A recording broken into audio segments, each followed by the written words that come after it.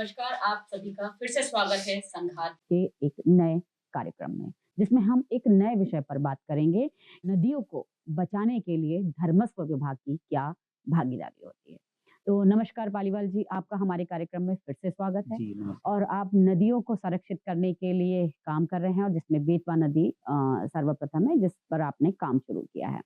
तो हम देखते हैं कि मध्य प्रदेश में नर्मदा नदी है, क्षिप्रा नदी है, बेतवा नदी है, चंबल नदी, कई ऐसी जी, नदियां हैं जिनका धार्मिक महत्व भी है। जी, और इसकी जिम्मेदारी जो है साफ सफाई की प्रशासन के पास भी है। लेकिन जो हमारा एक धर्मस्व विभाग है, जी।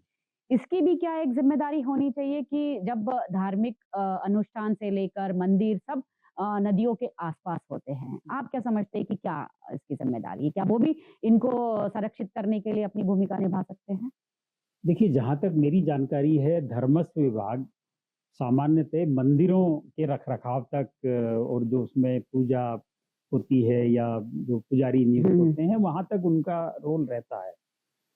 लेकिन जैसा कि आपने कहा कि ज़्यादातर मंदिर किसी न किसी नदी नदी के आसपास के होते ही किनारे हैं। हैं और नदी खुद में देवी मानी गई है, जी। तो नदी खुद पूजनीय है। हुँ, अब बेतवा की जहाँ तक बात करें, हुँ, बेतवा नदी का जब हमने ये बीड़ा उठाया और सरकार से कहा कि भई आपकी ज़िम्मेदारी है हुँ, नदी हुँ, को बचाना, हुँ। तो उन्होंने क्या किया, हमको अखबार के माध्यम से मालूम पड़ा कि श्री श्री रविशंकर की संस्था को उन्होंने एमओयू साइन किया किस लिए?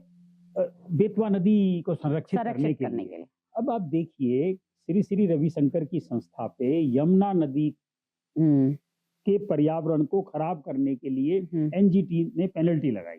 हुँ, हुँ, तो उनको तो ब्लैक लिस्ट होना चाहिए हुँ, हुँ, और सरकार ऐसी ब्लैक लिस्ट संस्था को किस हुँ, कारण से कि केवल वो धार्मिक संस्था है, इस वजह से उनको बेतवा के लिए बुला रही है।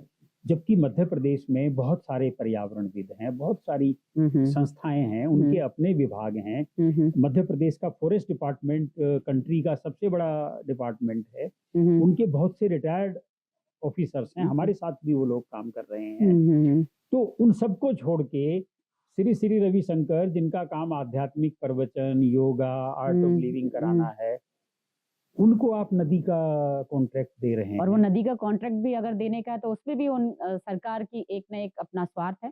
क्योंकि अगर श्री श्री रविशंकर यहाँ आते जी, हैं बैंगलोर से, तो उनको अगर पैसा नहीं देंगे तब तक वो नहीं आएँगे नहीं। क्यों एक आएँगे वो? फंड जब तक रिलीज़ नहीं करेंगे तब तक यस, वो यस, आएँगे नहीं।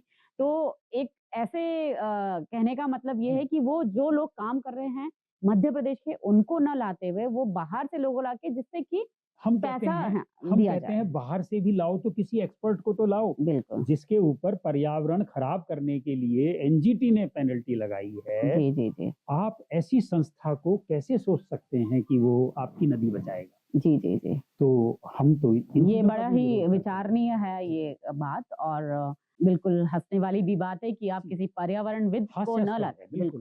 बिल्कुल। तो सर आपने एक बहुत अच्छी बात बताई और इस पर ज़रूर सरकार को संज्ञान लेना चाहिए कि किसी ऐसे संस्था को या ऐसे किसी जो पर्यावरण से जुड़ी हुई संस्था है, वो अगर बेतवा के संरक्षण के लिए अगर उसे भी अपॉइंट करे, तो बिल्कुल, शायद बेतवा नदी का संरक्षण हो हो सकता सकता है। है। तो पालीवाल जी, आपका बहुत-बहुत धन्यवाद। आपने एक बहुत ही ऐसे मुद्दे को सामने लाने की कोशिश की है, जिससे कि सरकार भी जागृत होगी और ज़रूर उस पर आगे काम करेगी।